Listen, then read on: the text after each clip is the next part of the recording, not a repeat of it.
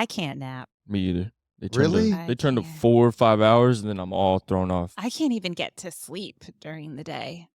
You can't nap, Jared? Well, I can, but I nap too I've hard. seen you nap at the gym. Nah, Because I'll sleep for I like... nap. I go too hard when I nap. I'm extreme napper. I'll wake up 30 minutes from my nap. I'm like, I'm still tired. Go back to sleep. Wake up 3 hours later.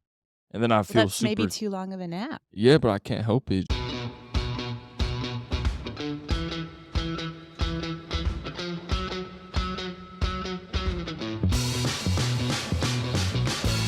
This is Lee Hargrave, certified strength and conditioning coach, former rocket scientist, and a perfect score holder from Garmin Sleep. This is Isis Hargrave, certified OPEX coach, nutrition guru, and I'm that girl when it comes to sleep. Oh, shoot. This is Jared Hunsaker, certified CrossFit coach, facilities manager, and side sleeper. This is the enduraLAB podcast where we dive into the science behind fitness, the ins and outs of better health, and lifestyle strategies to help you live your best life. You guys ready to do this? Let's do it. All right, guys. Are we getting nervous for the big testing day today? A little bit. My heart rate's already up just thinking about it. Yeah, same.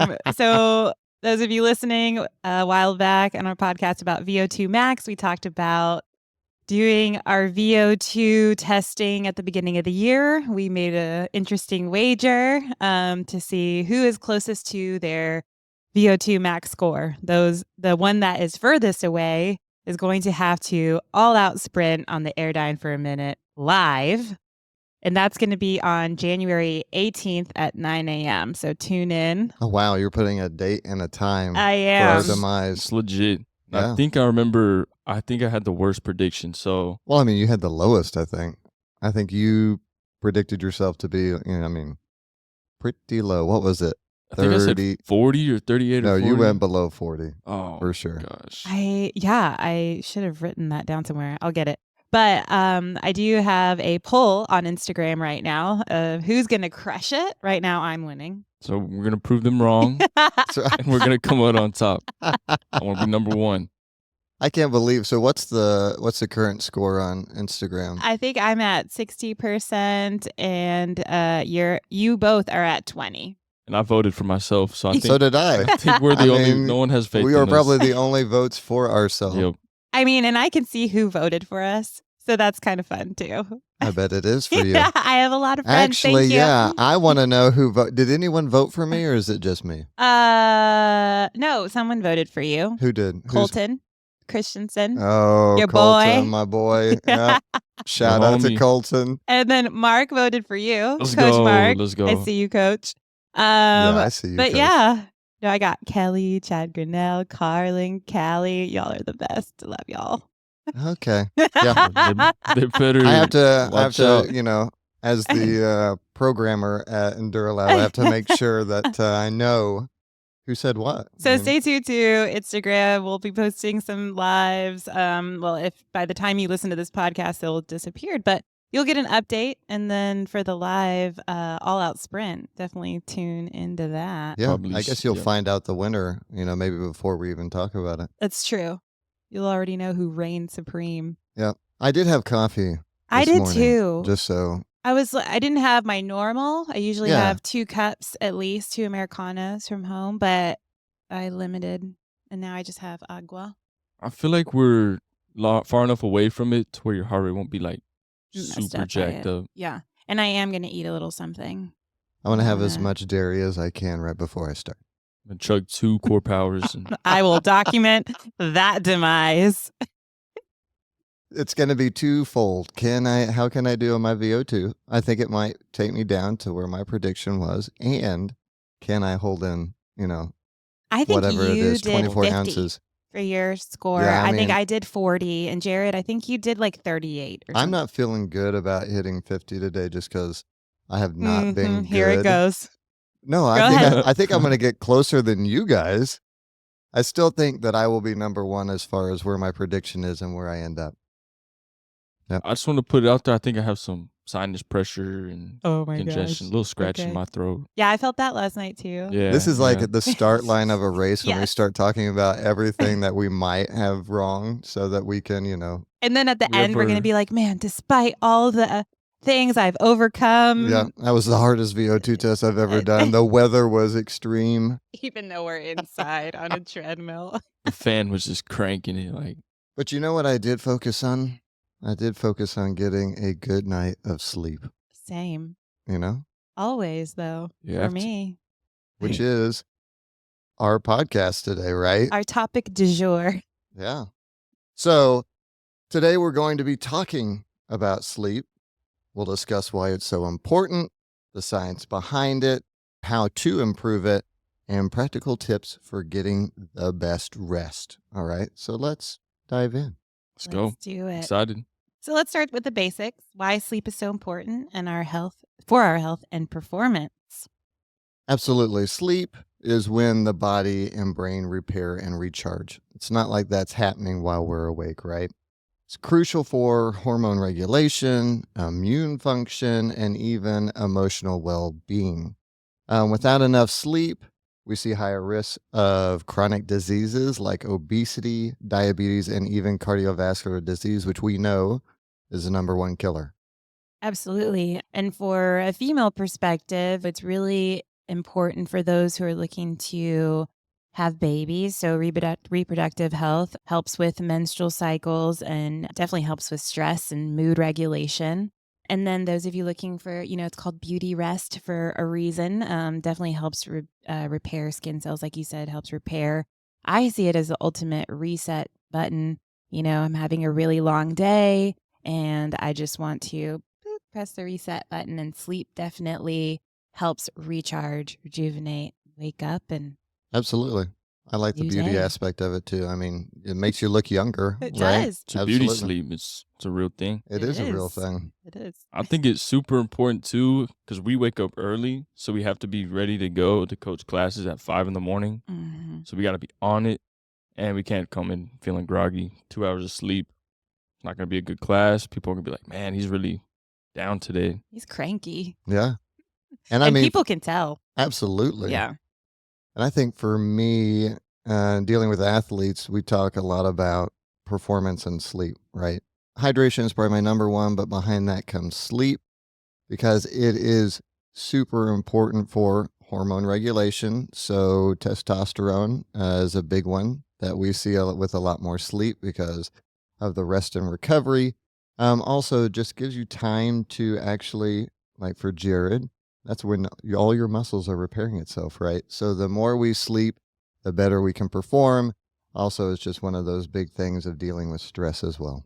But, when we look at recovery too and sleep, it's the number one recovery tool, right? There's nothing out there that's more powerful. So, no amount of cold plunging or sauning or sitting in the Normatec boots or getting body work and massage will ever overcome a sleep deficit. So, it is the number one recovery tool for all athletes out there. Right. And it's not just about the number of hours you sleep or spend in bed either. It's about the quality of Yeah. sleep. Absolutely. And we'll get into how we improve both of those here in a little bit.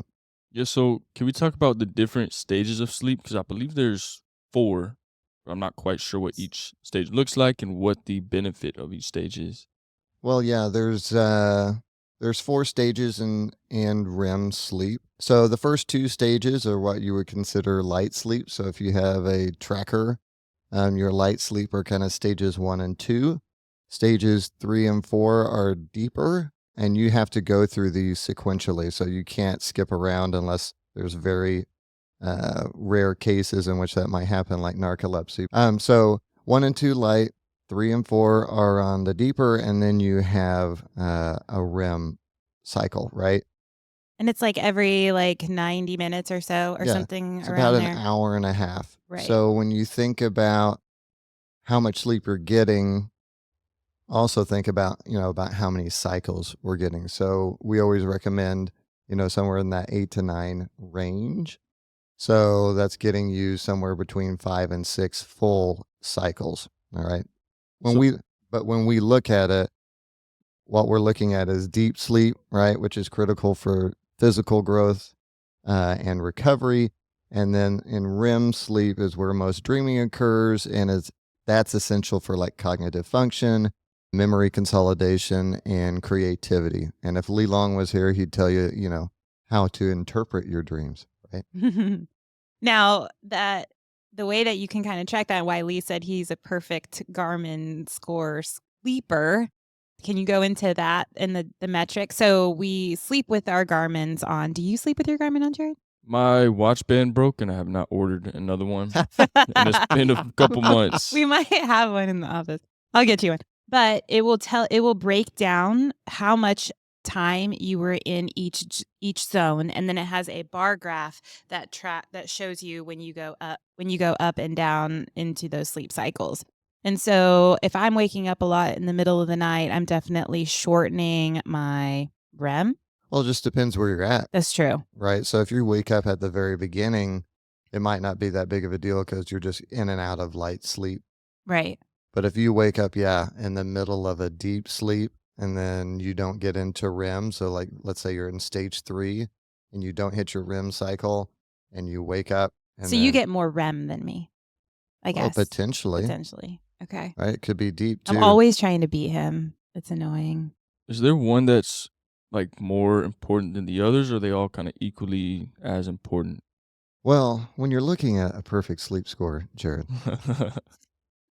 no, you're looking, if you look at kind of how Garmin rates it, right?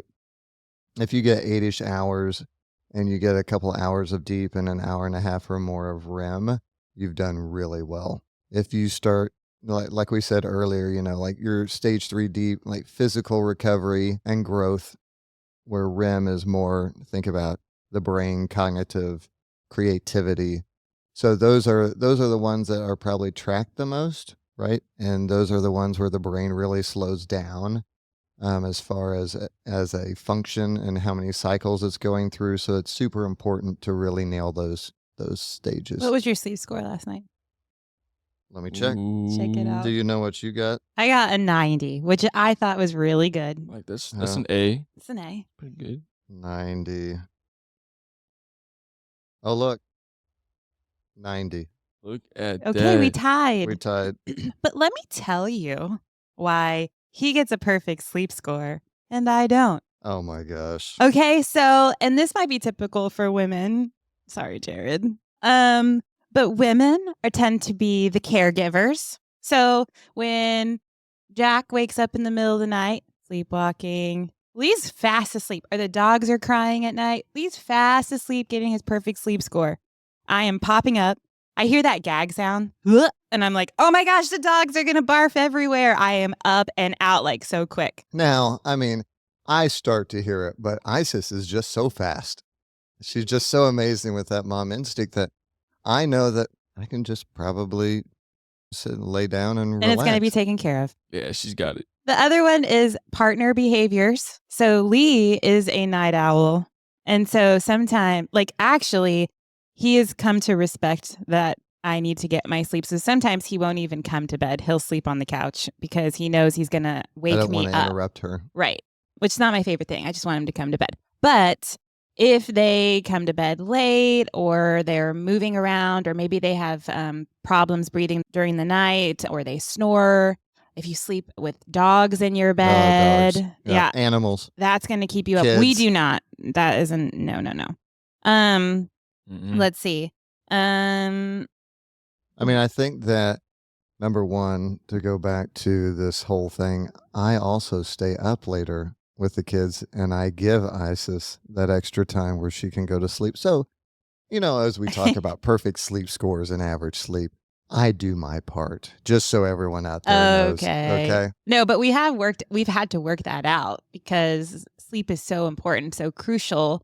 I remember when we first got Waffles as a puppy, we actually created a sleep schedule where it was like, okay, you're up one night with Waffles, I get to sleep. And then we switched like every other just because we knew like we needed to be on. So we took it turns with the sleep deprivation. That's how important sleep is to us, though. Right. We are created to sleep a third of our day. I don't think that would be a normal thing if it wasn't that important, right? Right. We're going to get into how to create optimal sleep. Yeah. here in a second too. But Absolutely. So disturbances, right? right. That can also be created from diet, nutrition, alcohol. There's a lot of things that can create stress. Right. Right. And to my point earlier, you don't do those things to disrupt my sleep, but I was just No, I'm harping on not. you for I other didn't things. even take that as a. Oh no. Yeah. You should. Oh, never mind. So if we aren't getting enough sleep at night, how about naps? Are naps a good way to catch up on deep and REM sleep? I can't nap. Me either.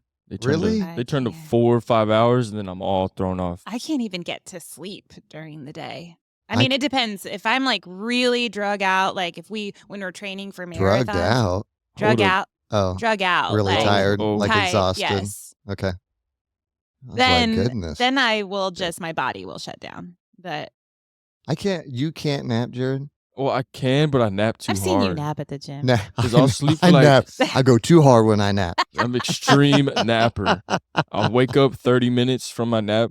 I'm like, I'm still tired. Go back to sleep. Wake up 3 hours later. And then I Well, feel that's super. maybe too long of a nap. Yeah, but I can't help it. I just Set fall a I mean, asleep. timer. you're getting like a full night's sleep of Yeah. others, right? During that nap. I think about the cycles, right? You know, you have light and then deep and REM. So if you just sleep for 20-ish minutes, that's not bad, right? And I can They knock call that out a power nap, right? Yeah. Mhm. That's scientifically, right, the amount of time. Yeah, you I want mean- like 20 minutes, anything longer than 20 minutes, you're going to get into, hopefully stage 3. So either pick 20 minutes or maybe go a full 90 minutes. But I am the king of taking a little 20-minute nap. I know my clients have come in as I'm taking a power nap in between sessions. Because you don't sleep at night. I mean, we just talked about the perfect sleep score, right? So, and if you want to up that, like take it to another level, have a cup of coffee right before the nap, and it is like a double whammy, right? Power nap plus a little bit of a caffeine can definitely help you recharge in the middle of the day. But again, I think that too is based on the person too. So Absolutely. like you kind of have to experiment with the napping. So when I tried to nap, I was like, okay, I'm going to become a napper. I was like, I'm going to set a timer on my phone for 20 minutes and see what happens. And sometimes it worked and sometimes it didn't. Like if I'm particularly in a mood and I know that I'm tired, I was like, one time I put myself in our master bedroom, just set a timer, went to sleep, and I felt better. Everybody was happy. I did that. sometimes we suggest a nap for ISIS. But Nap or a snack. you Normally don't does the trick. nap or snack or workout. But timing is important too. So with that experimentation, you don't want to nap too late in the day where it does mess with your sleep. So getting to sleep on time. Yeah, I think definitely don't go, nap probably in the evening, Right. right? If you're trying to go to bed at a decent time. I find afternoon nap, perfect timing. Early afternoon, boom, 20 minutes. And then I'm way better. And then we have fun. And if you haven't tracked your sleep, I highly suggest you do it at some point. So I try, if you don't like wearing a watch, I've tried the Aura rings that you can wear. Now, did you get different sleep scores when you wore? I thought we It was different compared. metrics, but I don't think I did it long enough and well enough to really compare the data. I just know that I can't remember. I just didn't like that. Oh, it was because I couldn't wear my Aura when I was working out because of the grip of things. And so I didn't know if that was going to affect the sleep score, just Right. like overall data if I'm not wearing it continuously like I do my watch. So Right. I'm And then- willing to experiment with it again. And they're estimates, as Right. well. Like it's going to show you, probably if you're moving around. But I mean, if you go into an actual sleep study, they're monitoring brain waves, right? Mhm. And what we're actually using with a wearable, they're measuring blood flow usually. So, Aura rings out there, right? So if you don't want to wear a watch, obviously you have the Garmin. There's the Whoop. what is it? Whoop sleep pods or what is that one called? Eight sleep. Oh, I It's the don't- one with the cooling. Oh, on the The mat that you lay Yeah, on? so the cooling mat that you put on top of your mattress that helps regulate body heat. It's also measuring temperature as well as, I think, movement. I don't know how they get any kind of heart rate on that, but I think they actually have that metric on there. But anyway, there's a lot of different things that you can use to kind of measure in sleep. When we talk about ways to get more sleep, it's one of those things you just got to try, right? And it's not a effort that you try one night and it didn't work. You got to try these things consistently, see if it works, and if it doesn't, and these kind of measurables may help with that, I right? just think it's education too. So a lot of people don't know about the stages. When they're in the stages, they're like, "Oh, I'm in bed and I'm in bed for Which is 9 important hours if you're not and doing anything right, as far as, watching TV or on your eating. phone eating." Oh my gosh, no. But it would be good education and good insight into how well you're sleeping. A lot of people think like, "Oh, I had the greatest night of sleep," and turns out, it might not have been. Or Or it might sometimes be. I have a terrible night's sleep and I wake up and I've got lots of deep sleep, which is good. So, I think that's the big thing on wearables in general is if it is causing you more stress or true. you get like a good night of sleep and you feel really rested and then you look at your data and you're like, "Well, I didn't sleep very well, so I don't feel good." And it changes the way you feel. Obviously, it's time to step away from that wearable and maybe just going into more things like how's your energy and journaling, Right. you know? But again, most wearables, they're not going to be the most accurate thing that you can get. It is a trend. All right. So just look at your data over time. Are things getting better?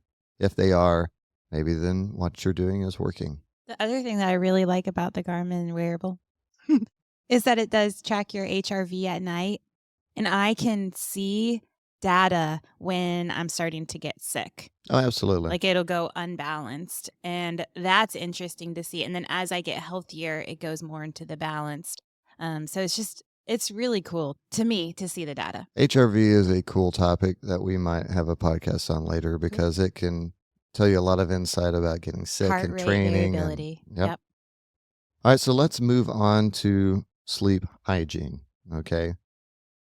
This is one of my things that I always tell people is the bedroom is good for two things. All right. And I'm sure you can guess what I'm talking about because it's not watching TV, it's not working or eating. But other than what we should be or not be doing in the bedroom, what are the basics that you think everyone should know, Isis? Yeah. So it's set up a optimal environment. Keep your room as dark as you can, as cool as you can, and as quiet as you can. So studies show the optimal temperature is around 65 degrees. Fahrenheit, not Celsius. Yep. Use blackout Ooh, curtains yeah. and white noise machines as needed. I know at one point I was really picky about even the little lights on, like if you have something plugged in, I would put black electrical tape over A charger. yeah. If there's a TV in your room, the So red there's light no that comes red, on. blue, or anything. The idea of light hitting the skin, Right. was the thing that it might wake you up or disrupt your stages. And I go so far as to wear a sleep mask. Sometimes I have earplugs. I mean, y'all, I am that girl when it comes to sleep. When she travels, she takes it with I her. take all of that, my pillow, everything. How about So, you, Jared? yep. What's your room look like? So I have a bed. Oh, that's good. Awesome. He sleeps on a bed. Nailed it. I don't have blackout curtains, but I do want to get some soon. But with my sleep schedule, I don't think it's super important at the moment just because I wake up and it's already still dark out. Do you have window coverings though, like I do. blinds? Mm. Okay, yeah. So that helps, right? But there is always ambient light, like the difference between when you're staying in, we live in Fort Worth or Aledo, and when you go out into the middle of nowhere, right, where there's no noise or light pollution, there's a difference in darkness for sure. So, we almost want the room so dark you can't see the hand in front of your face. That would be perfect, like a cave, That'd be pretty sweet. I feel like I'd sleep like a baby. Absolutely. Do you sleep with the fan on? I do. I don't think it's 65 degrees, but it's good enough to where I can sleep. But if it's hot, there's no way I'm sleeping. Oh, Just absolutely. restless. I feel just it's terrible. But something that really helped me with my sleep was kind of coming up with a wind down routine. So I used to watch TV, fall asleep with the TV on. Then I started reading instead of the TV, and that kind of winds you down. And I'm reading, and then I just know, okay, this book, I'm getting tired of it. I'm going to sleep. What are you reading? At the moment, I read the Bible, Okay. and that sometimes can put you to sleep pretty quick. Depends if it's someone so and so begot so and so who begot Yep. so and so. Yeah. Yeah. But yeah, just really any kind of book, and I found that helped a ton with just sleep because the phone, your brain is just stimulated with the lights, Constant dopamine. constant dopamine. Yeah, and to that point too with the reading, I mean, you definitely don't want to read something that's going to also trigger, so like a crime novel or something that, for me, I read like cheesy romance and all that. So like it can't get to be to the good part of the book because I'm not going to sleep. I'm going to finish that Yeah, I'm gonna finish this chapter. So sometimes I can't read that before bed. But yeah, you don't want to do something that stimulates you so that your heart rate's up, your brain's thinking. You want something that calms. Like usually like text, like educational text, like Mm. if you're reading school books or something like that, those are great put you to sleep books that just something a little bit more monotonous. Yeah, so like anything nonfiction is a pretty safe Yeah, that's true. play. Yeah. Like a history book, History book, yes. We'll make some the recommendations. dictionary. That'd be it. Cool. Yeah, my bedtime routine. So lately I've been incorporating sauna. So I'm trying to do that about an hour or two before bed. I find that as the ultimate kind of meltdown and stress relief, and it's also just really good for your body. Then I'll take a shower, try to stay off electronics, definitely have the lights low, brush teeth, do all that. And then that's when I'm saying goodnight to my family at the moment because everyone's on break. But normally our whole family bedtime routine starts winding down about 7:30. We turn in electronics, we turn off the TV, everybody showers. The lights are low. Yep. And we're calming down and everyone's usually in bed by 8:39. Yeah, I think the big thing that people talk a lot about screens. Number one, I don't understand how people go to sleep with the TV on because then you have constantly flashing light Right. and noise. Just think about how disruptive that is. But number two, when we're looking at something, I just look at stimulation. So when people talk about avoiding screens or whatever, really that's stimulation. Like Isis said, it could be a book, it could be a podcast, it could be, a TV show. But we want to kind of dial down and tell ourselves, hey, this is time to go to bed. And I even talk about diet, right? So we try to eat our last meal at least 3 hours before. And that's a big thing. Try to avoid work, again, stimulation.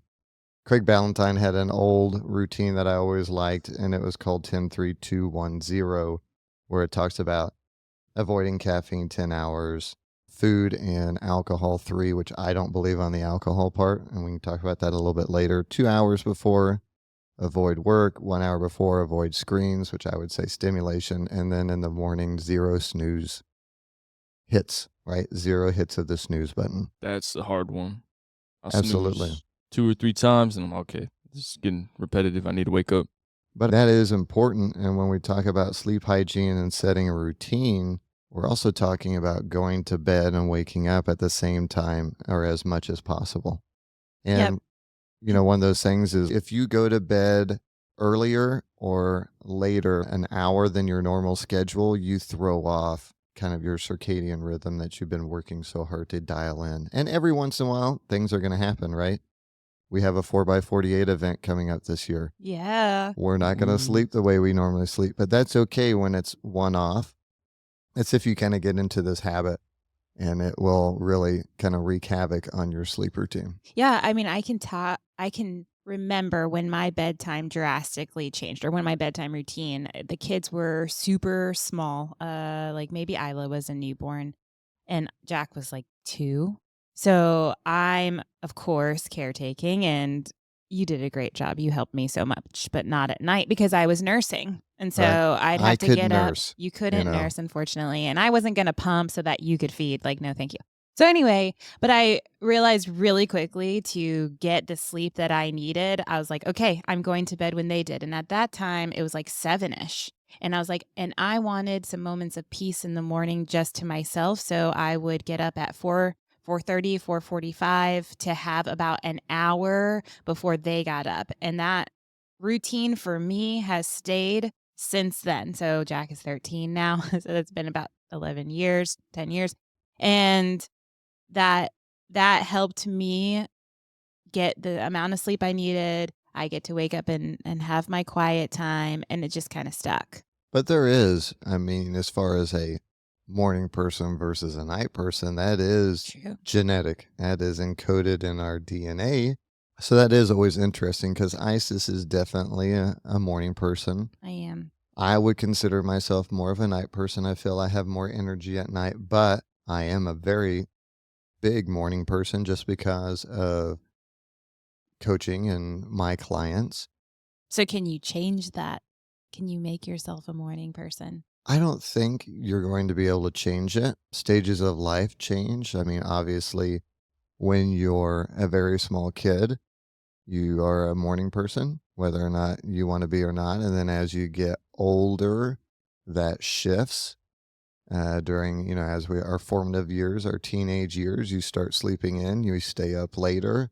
And then, that might continue in college. And then adult is going to be different. And then even as an older adult, you might start feeling, hey, I want to go to bed a little bit earlier.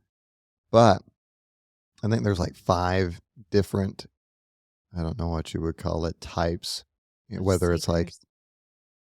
early morning, late night, and then kind of people who can go either way, right? It Right. doesn't really matter. They're not an early, but all it tells you is when your energy basically or the high and the low, right? Right. Mine is definitely in the morning. I'm most productive, have the most energy. By the time the afternoon comes, like I'm ready to wind down I don't know what I am because I feel like I'm productive in the morning, but then productive at night, but then I'm tired from the morning because of your being up schedule. early. Yeah.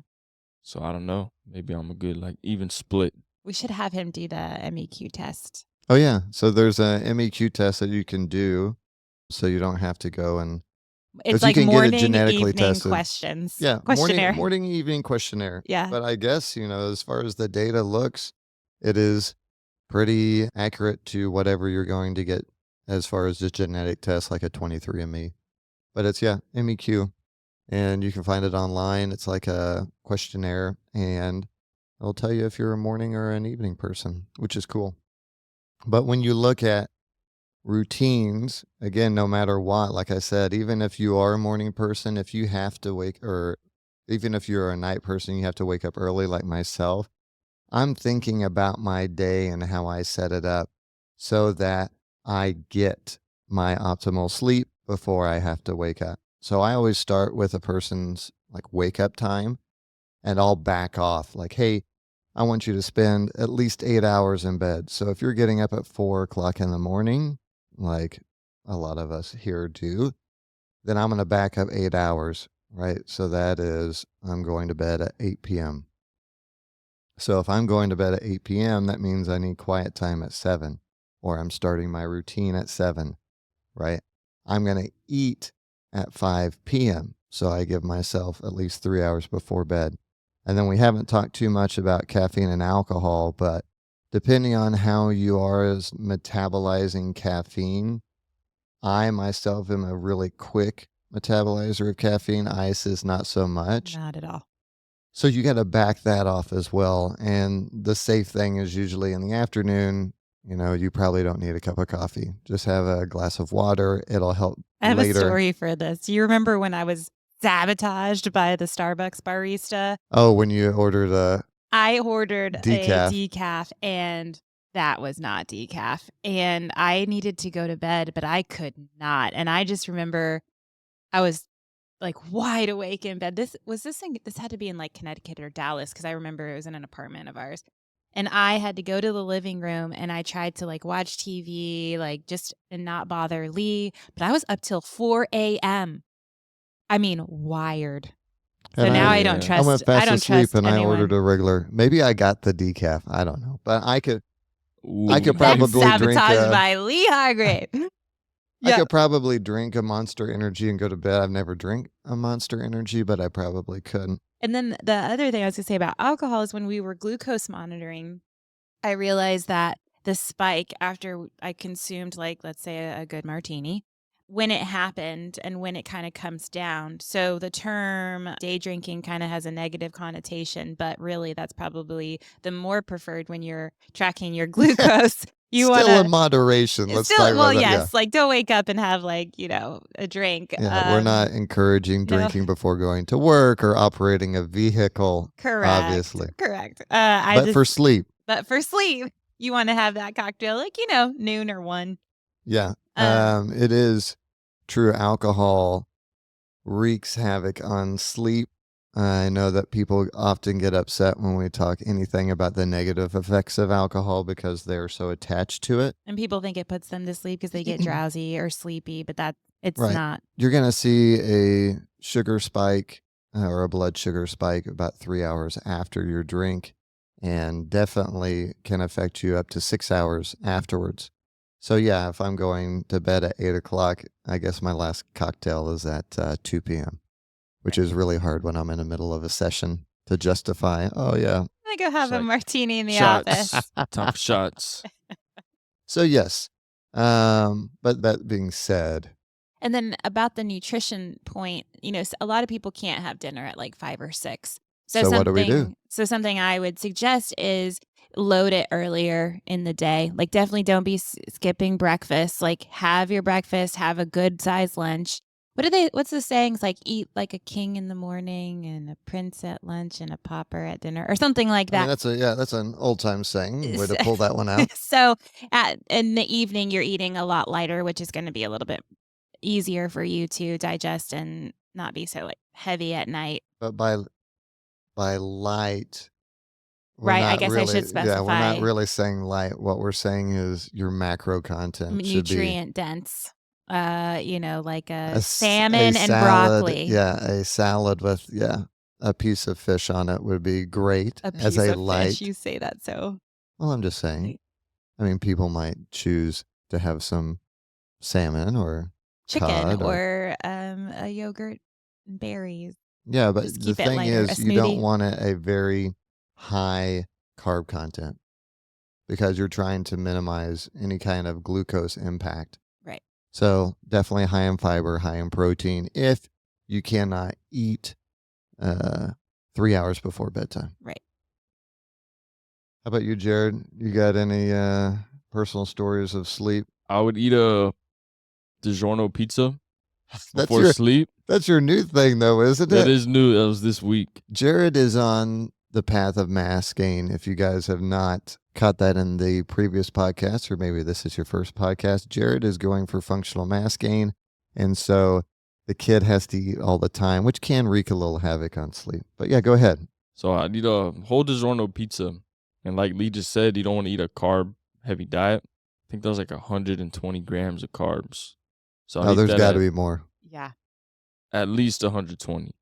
So that's probably right. Eat that at like a lot of fat in that. 7:30 and then go to sleep at 8:30.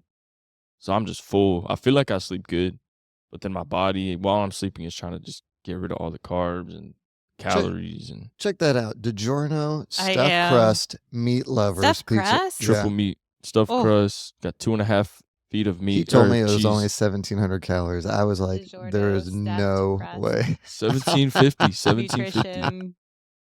80 grams of protein, though. Although you can get that in like 3 scoops of protein powder. Not as fun to eat, obviously, but Are you doing a personal size or like there's no way he's eating personal size. It's got to be the full DiGiorno. DiGiorno? Okay.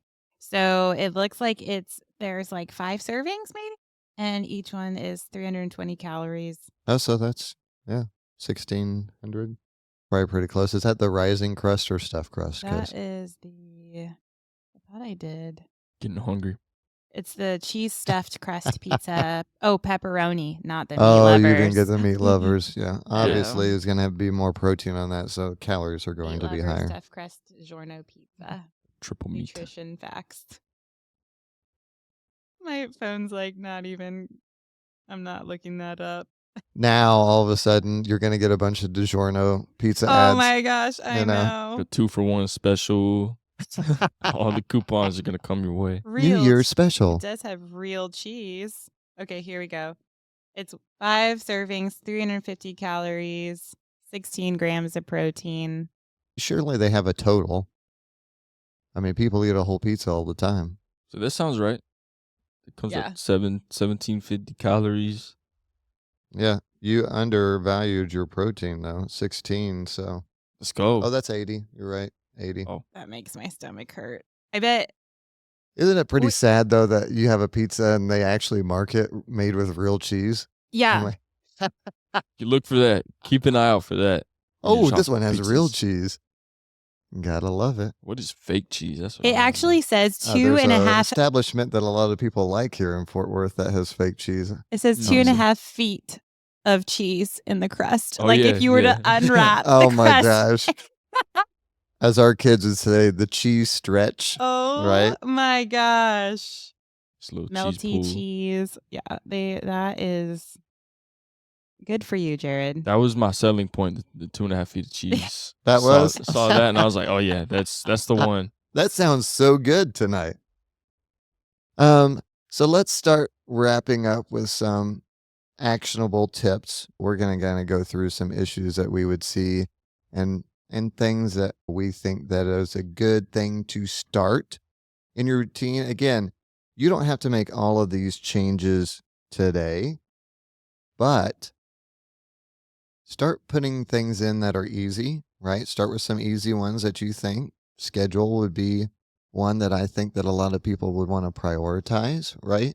Just kind of how we talked, working back from your wake up time or ideal wake up time to find your ideal go to bed time, shifting your schedule around that into meal time, into when I'm stopping caffeine, creating that routine around that schedule. Right. And staying consistent with that routine too. I know it drives my family crazy, my kids probably especially, but even during holidays, I try to stick close to their routines. Everyone needs a little leeway every once in a while, but if I let them stay up till midnight and then wake up at 11, come returning back to school, it's really going to hurt to get up. And so, maybe next Monday we start really getting back to our routines when they're going back to school on Wednesday.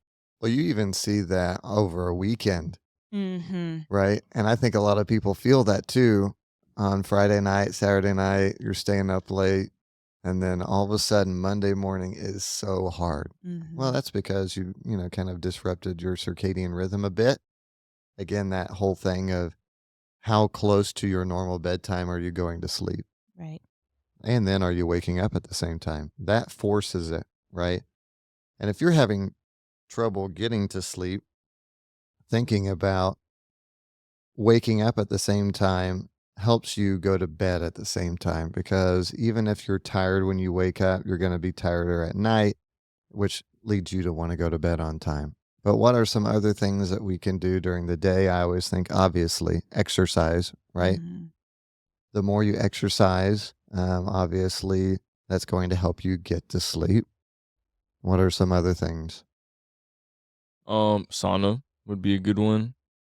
Yeah. And I'll just say any activity you do, give it a good amount of effort. So if that's during work, just lock in and work. And that way you put in a good effort in your workout, your job, and then by the end of the day, you're mentally tired and physically tired and can kind of easily just kind of crash at the end of the day. Absolutely. And then we also have stress, right? How can we manage stress? A lot of people have high stress jobs, or they're just generally have more anxiety. So, number one, working with a professional to handle that stress or get techniques and tools to handle stress. We also love things like breathing exercises at the end of the day. So we talk about, box breath or things that help you deregulate. Isis, I know you like foam rolling. I do. I like to actually wake up and foam roll. I don't do it all the time, so I'm not going to sit here and just be like, I'm perfect with it, but it's a good goal. And I know that when I take the time to roll out, I take the time to breathe, and that does calm my mind. Absolutely. It's better than waking up and checking your phone. It's Right. better than sitting there checking your phone at night. So it's just another activity. And that would be a preferred option for us in your nighttime routine. Right. Like, a killer nighttime routine could be things like, you're going in for a sauna, you come back in, you mobilize and breathe, say your good nights, and hit the bed and hit the sack. That is a killer routine if you can get that going. Yeah. And then another tip I would say is track your sleep. So do a wearable or journal and write down or track your bedtime, your wake up, how you feel the next day. And you'll really start to see what's going on and hopefully progress your sleep, make it better. Yeah, and like, did you wake up? And why did you wake up?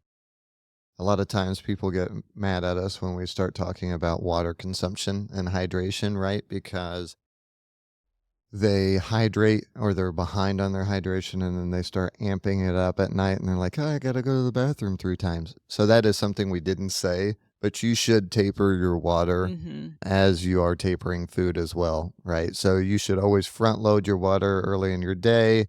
And then as we get closer and closer to bedtime, you need to start tapering off. You can't chug 100 ounces before you go to bed trying to rehydrate As because you you are grab your going to water spend. bottle. Well, I have to hydrate because I have a VO2 test coming up. Yep. Oh, I think too, it's kind of like front loading your day or filling your bucket earlier in the day. I know that some people go into fasting and things like that, and there is a time and place for it, don't get me wrong.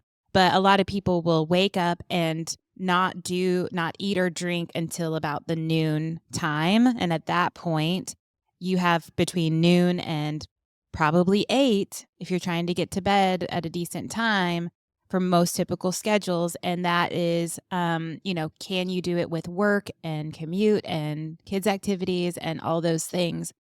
Most likely not. So you're going to need to wake up and get going, start drinking your water, eat your breakfast, like get your calories that you need in for the day. So kind of front loading rather than back loading on that stuff is going to help you. Now, do you guys sleep through the night? I know I usually don't have a problem. I usually do. I'm normally all the way through, unless the dog starts barking in the middle of the night, but that hasn't happened yet.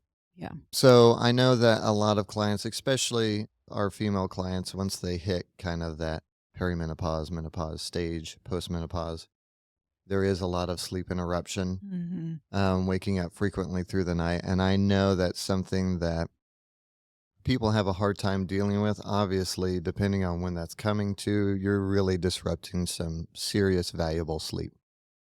I usually tell clients, like, listen, just relax. Try to relax. If it's a stress thing, keep a pad by on your nightstand. So if you're one of those people that you wake up with ideas, you're solving the world's problems, right? Just write it down and get it off your mind so you can get back to sleep.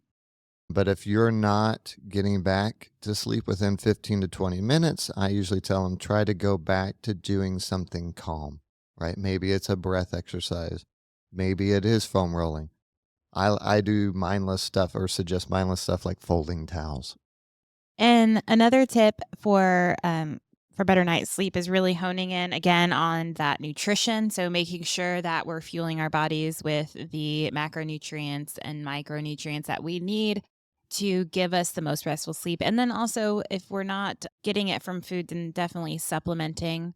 Some good sleep supplements are magnesium, melatonin, things like that. And I think if you're one of those that are consistently waking up, even wearing something like a CGM, we didn't talk about that as wearables, but you can track what your blood glucose is doing and look at that and match that up with when you're waking up. And then again, if it's just something that's a real problem, it's a sleep study, checking in with your doctor and getting a blood panel. Right, just becoming aware of what's happening during night, again, wearing the wearables to help you and educate you, and then not and making it a priority and a focus. We can always make it better, just like fitness, always inch towards a more optimal for you. So don't give up on trying to make it optimal would be my suggestion. Absolutely. Sleep is one of the most underrated aspects of health and performance. We are often in this mindset of, I'll sleep when I die. Well, that's going to come sooner if you don't sleep. Absolutely. And I think that people are really concerned about cognitive, like Alzheimer's, dementia. A lot of people are seeing their parents hit those stages and they don't want to hit those. Well, sleep is the number one thing that we can do to help prevent that. It will truly Well, number two behind exercise, right? right. And I think by improving our sleep habits, like we've talked about earlier, you're setting yourself up for success in every area of your life, performance, cognitive, social with your family, right? You're just makes you a better all around person. Yeah. Total reset. And if anybody listening needs help improving their quality of sleep or has any questions that we just didn't cover today going over sleep, please let us know because we want you guys to live a healthier, stronger life. And that's just what we're all about. And that starts with the quality of your sleep. So thanks everyone for tuning in. Be sure to subscribe to the podcast and let us know your thoughts. If you have any questions or want to share your sleep journey, drop us a message on social media. Until next time, sleep well and stay strong. Bye. Peace.